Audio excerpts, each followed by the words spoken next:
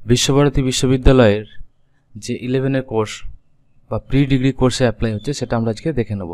প্রথমে আমরা এই অপশানে ক্লিক করে আমাদের সামনে নিউ রেজিস্ট্রেশন অপশানটি আসবে এবং নিচের দিকে আরও কিছু ডেট এবং আরও কিছু অপশান থাকবে। এই ডান দিকে উপরের দিকে অ্যাডমিশন নোটিশ, ডাউনলোড প্রসপেক্টাস এবং আরও অনেকগুলো গাইডলাইন, সেগুলো আমরা দেখতে পাবো। এবং রেজিস্টার ইউজার লগইন, এই জায়গায় লগইন তৈরি করব আমরা, লগইন করব। রেজিস্টার করার পরে নিচের দিকে কন্ট্যাক্ট নাম্বার, আমরা এখানে নিউ রেজিস্টারে ক্লিক করলাম।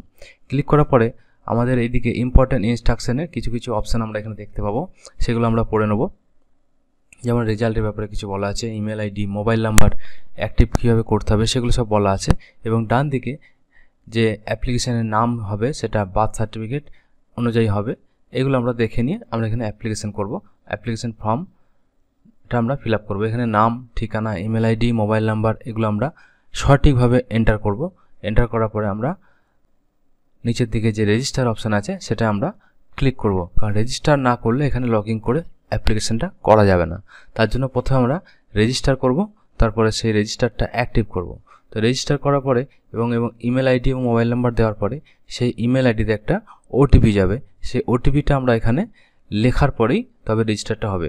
তো এই যে ক্যাপচা আছে, ক্যাপচাটাকে আমরা এখানে চেঞ্জ করতে পারবো ক্লিক করে। যদি কোনো ক্যাপচা বুঝতে না পারি সেই ক্ষেত্রে সেটা ক্লিক করে আমরা সেই ক্যাপচাটা এখানে টাইপ করে নেব।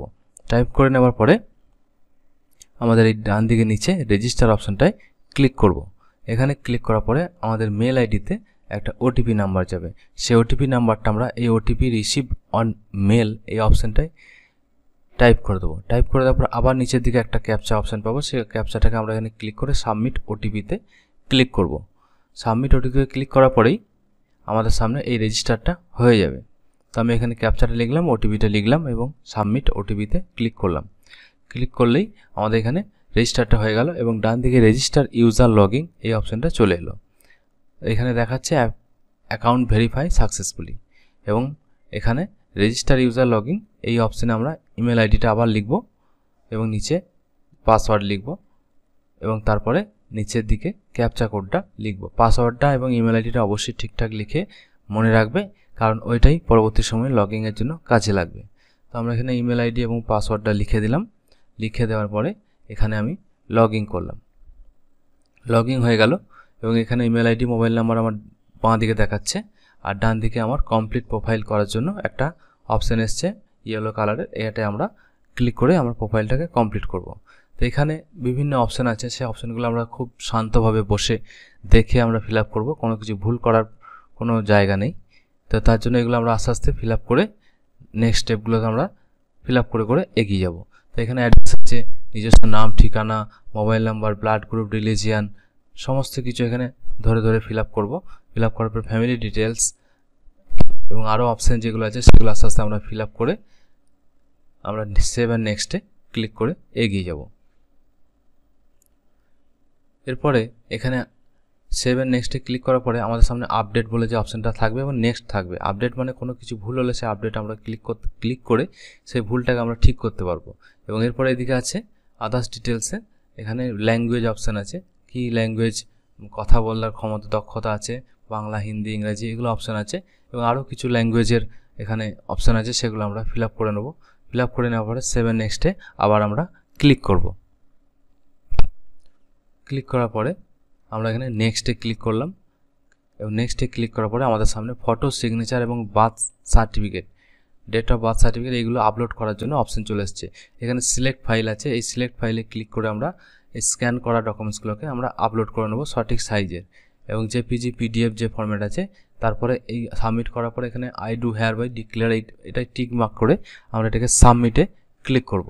এটাকে টিক মার্ক দিয়ে আমরা সাবমিট করলাম। সাবমিট করার পরে আমাদের সামনে ছবিটা চলে এলো ডান দিকে উপরে।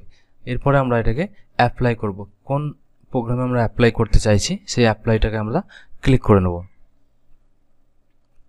এখানে ক্লিক করার পরে সিলেক্ট প্রোগ্রাম লেভেলটা আছে, প্রোগ্রাম লেভেলটাকে আমরা সিলেক্ট করব প্রি ডিগ্রি প্রোগ্রাম এবং এখানে ভবন আছে, পার্থ ভবন, শিক্ষা ভবন এইগুলো অপশান আছে। হিউম্যানিটি, সায়েন্স যেটা আমার চয়েস বা যেটা তোমরা পড়বে সেটা নেবে এবং সেটা সিলেক্ট করে নেক্সটে এগিয়ে যাবে। আমি এখানে একটা সিলেক্ট করলাম, তারপরে আমরা নেক্সট ক্লিক করব।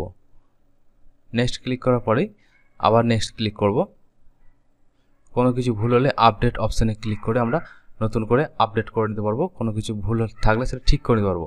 এরপর আমরা ক্লাস যে 10 আছে সেই 10 যে পাস করেছি সেই 10 পাসের ইয়ার এবং তার সমস্ত ডিটেলস, কোন বোর্ড থেকে, কোন স্কুল থেকে, কোন ডিভিশন, কত নাম্বার, পাস না পাস আউট হয়ে গেছে না হয়নি, সেগুলো সমস্ত কিছু এখানে আমরা ফিল আপ করে দেবো। ফিল আপ করার পরে আমরা আবার নেক্সট ক্লিক করব। নেক্সট ক্লিক করার পরে এখানে রেজাল্টটা আপলোড করতে হবে। রেজাল্টটা আপলোড করা হয়নি, রেজাল্টটা আমি এখানে স্ক্যান করে রেখেছি এবং রেজাল্টটাকে আপলোড করে দিয়ে সমস্ত তথ্য আমরা চেক করে নিচ্ছি ভালো করে। সমস্ত তথ্য চেক করে যদি ঠিক থাকে তাহলে আমরা পে ফিজ অপশানে ক্লিক করব। পে ফিজ অপশানে ক্লিক করার পরে আমাদের সামনে আরেকটা ভেরিফাই ডিটেলস অপশান আসবে, সেইগুলো প্রত্যেকটা আমরা টিক মার্ক করে দেবো যদি আমার সমস্ত কিছু ঠিক থাকে। এগুলো প্রত্যেকটা টিক মার্ক করে দেওয়ার পরে আমরা নিচের ডান দিকে পেমেন্ট গেটওয়ে 1 এই অপশানে আমরা ক্লিক করব এবং এখান থেকে আমাদের যে পেমেন্ট ফিজটা আছে সেটা আমরা পে করে দেবো। তার জন্য বিভিন্ন option, credit card, debit card, UPI বিভিন্ন অপশান আছে, সেগুলো যার যেটা সুবিধা আছে সে সেখান থেকে পেমেন্ট করে দেবে। পেমেন্ট করার পরেই তোমার একটা পেমেন্ট রিসিভ এবং এই যে ফর্মটা ফিল আপ করলে তার একটা রিসিভ কপি ডাউনলোড করে নেবে। Thank you.